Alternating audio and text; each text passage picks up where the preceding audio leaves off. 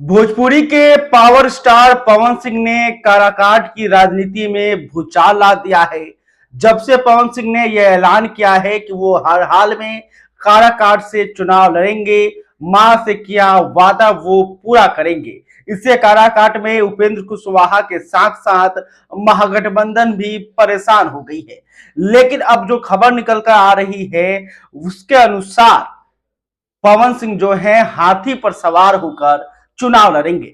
दरअसल पवन सिंह चाहते हैं कि वो निर्दलीय चुनाव लड़कर किसी पार्टी के सिंबल पर चुनाव लड़े और इसी को लेकर मायावती की पार्टी बसपा से उनकी बातचीत हो रही है और लगभग यह तय हो गया है कि बसपा के टिकट पर पवन सिंह जो हैं वो काराकाट से ताल ठोकेंगे।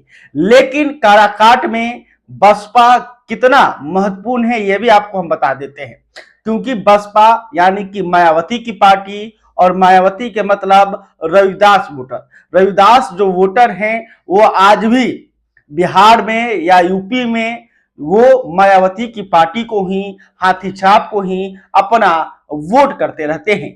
और मायावती की पार्टी जो है अभी महागठबंधन में शामिल नहीं है, बल्कि अकेले अपने दम पर उत्तर प्रदेश, बिहार और अन्य राज्यों में चुनाव लड़ रही हैं।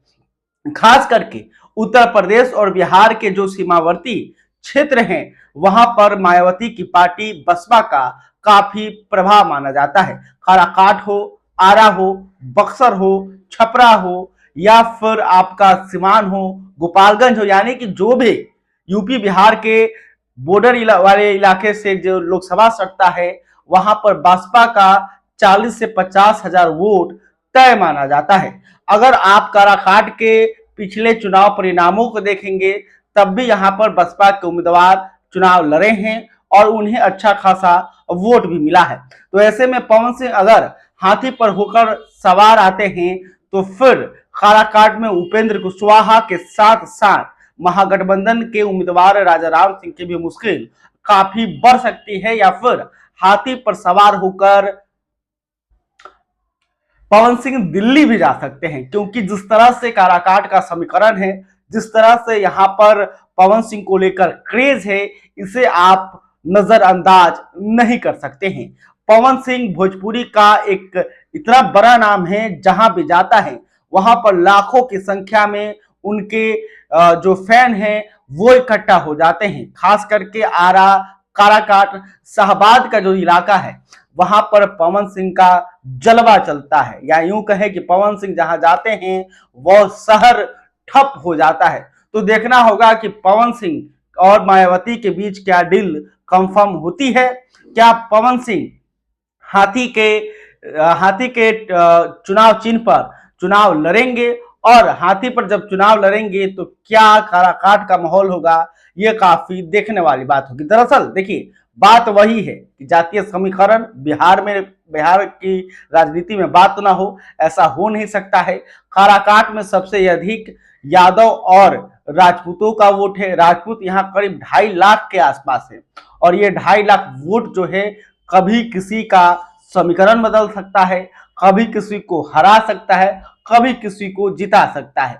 तो अगर देखिएगा काराकाट 2008 के परिसीमन में बना और 3 बार यहाँ पर चुनाव हुए हैं और तीनों बार एनडीए के ही उम्मीदवार चुनाव जीते हैं। चाहे वो महाबली सिंह कुशवाहा हो, चाहे उपेंद्र कुशवाहा हो, 2 बार महाबली सिंह कुशवाहा यहाँ से चुनाव जीते, वो भी एनडीए के ही उम्मीदवार थे।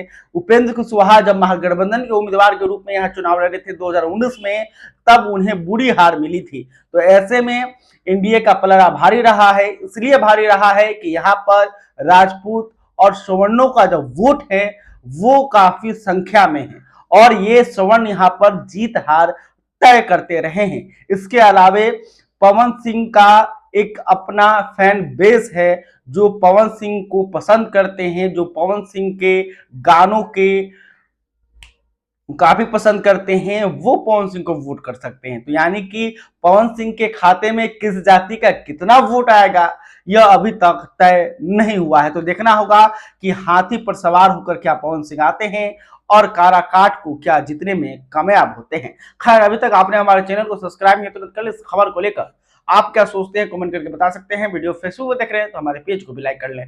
बहुत बहुत धन्यवाद।